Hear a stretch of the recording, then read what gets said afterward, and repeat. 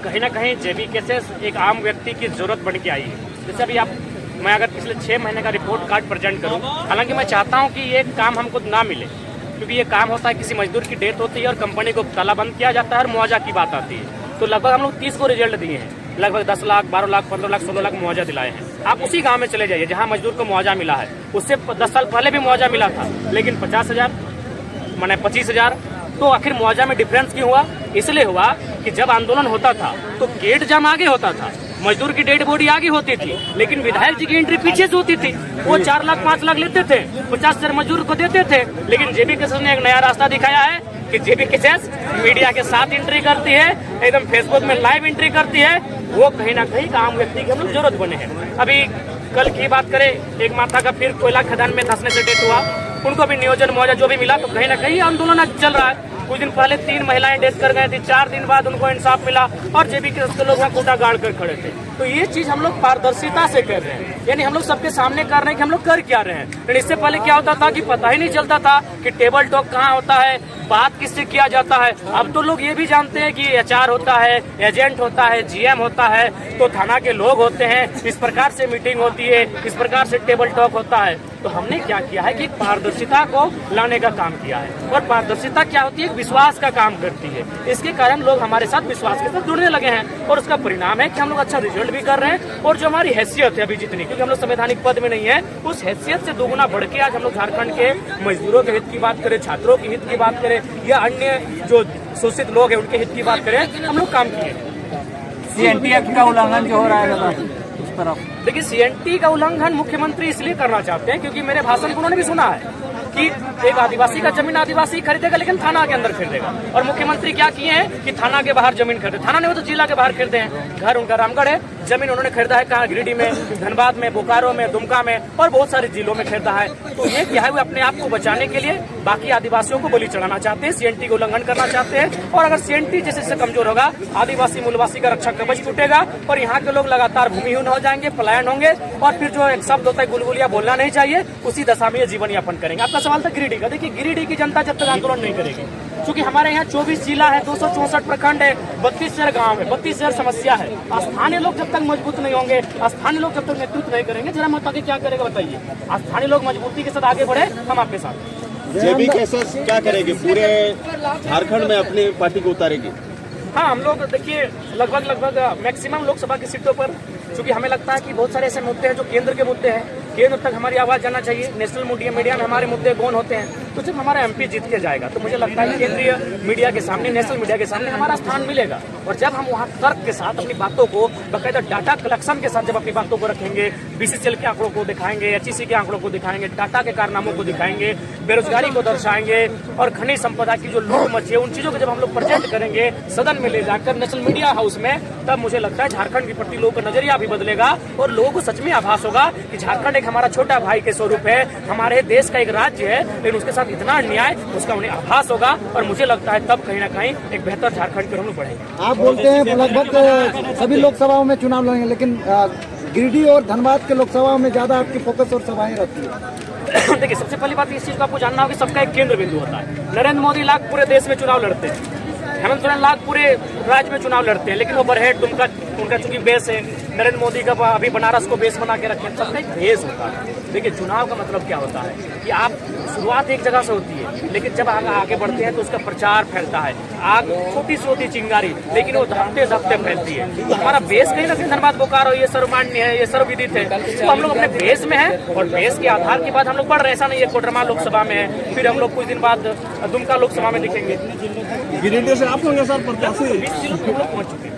उम्मीदवार की घोषणा मैंने नए साल की स्टार्टिंग में हो जाएगी। कहाँ से चुनाव? जयराम मातो का कौन सा विधानसभा लोकसभा होगा?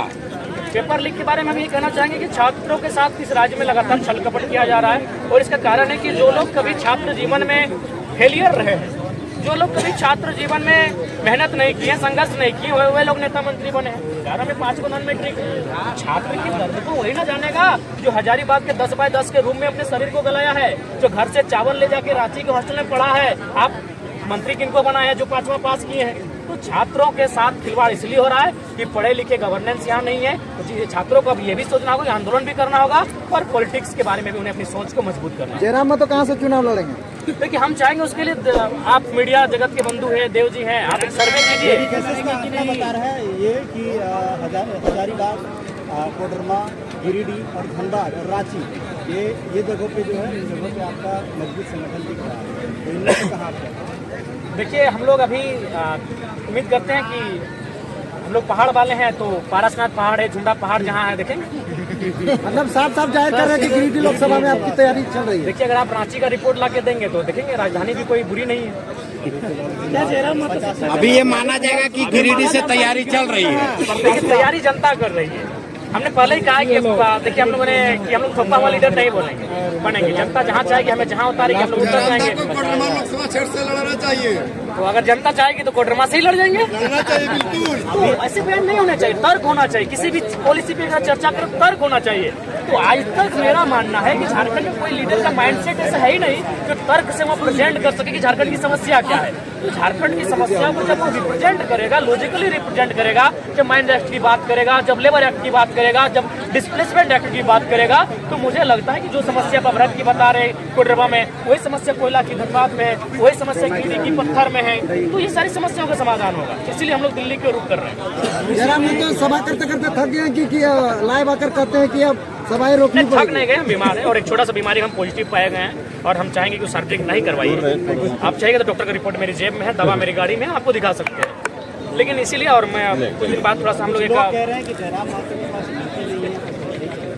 अच्छा एक बात बताइए, तो मीडिया लोग हैं, कुछ लोग ये बात अब क्यों सुनना? हमने तो सारी नीति आपके सामने रिप्रेजेंट कर दिया कि हम क्या करेंगे क्या नहीं करेंगे। आप डिबेट कीजिए, आप मीडिया लोग आपस में बैठ के डिबेट कीजिए। लगा रहे हैं आप किसी राष्ट्रीय पार्टी के साथ नहीं, राष्ट्रीय पार्टी के साथ सम्मिलित नहीं होंगे। हम लोग इंडिपेंडेंट रहेंगे, झारखंड के मुद्दों के साथ रहेंगे। देखिए माननीय प्रधानमंत्री आए थे लेकिन 1932 में बात नहीं कर पाए, चुपचाप। अभी तक आपके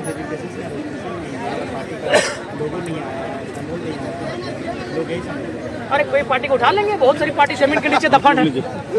1932 जेबी कैसे लागू करें? देखिए उसके लिए आपको कम से कम 2 घंटा का चर्चा करना होगा, जो अभी पॉसिबल नहीं है। उसके लिए हमारे पास 4-5 कॉलम होंगे जिनमें आपका 32 का खतियान आएगा, जिलों का अंतिम सर्विस सेटलमेंट आएगा, हुक्मनामा आएगा, पट्टानामा आएगा, भाषा संस्कृति आएगी, राजपट्टे पत्रिकाएं आएंगी। तो बहुत सारे ऐसे विषय हैं जिनको चर्चा करने के बाद कॉलम 1, 2, 3 के आधार पर हम लोग स्थानीयता को तय कर सकते हैं। किसी भी बदलाव के लिए युवाओं का हाथ सबसे आगे होता है, तो युवाओं को खास करके क्या पैगाम देना चाहेंगे? देखिए युवाओं को पैगाम यही देना चाहिए कि आंदोलन का शुरुआती युवाओं से हुआ था। हम लोग अगर जाते हैं सत्ता में बैठते हैं, अगर गिरिडीह लोकसभा से हम जीत कर जाते हैं तो सबसे पहली बात है देश के प्रधानमंत्री जो भी उस समय आते हैं उनसे सवाल होगी कि आपके 2 करोड़ का नौकरी कहाँ है, आपके पास जो रोजगार देने का आपने बात किया तो वो कहाँ है। हमने ये सवाल करेंगे कि तरक्की और उन्नति का मतलब ये नहीं होता है कि अडानी की पत्नी 3 लाख की साड़ी पहने। तरीका का मतलब ये होता है जब आम व्यक्ति की पत्नी अपनी गठरी में इतना पैसा रखे कि जो बाजार का सामान से खरीद पाए। जिस तरह से जेबी कैसेस और जयराम का लहर होता है, गिरिडीह में देखने को नहीं मिला जयराम का लहर। नहीं ये गलत बात है, बहुत सारे आदिवासी चेहरे हमारे साथ है। नहीं, बिल्कुल स्वागत है। ऐसी बात बताइए किसको? ये खुला मंच है, खुला मंच है। अगर आप आज चूंकि मान के चला बाइक पकड़े हैं, अगर आप हमको बोलते चिट्ठी में लिख के कि 2 शब्द हम मंच पर रखेंगे तो मना करते? खुला मंच है, आप आइए, स्वागत है, आप आइए, स्वागत है। तो जेबी कैसेस और जयराम का जो लहर है गिरिडीह में देखने को नहीं मिला, इसका क्या कारण? नहीं बिल्कुल कैसे देखने को मिला, शानदार लहर है। हम लोग विचारधारा है और अब हम लोग नुक्कड़ सभा में तब्दील हो चुके हैं। अब बड़ी सभाएं नहीं होंगी ये तुमने।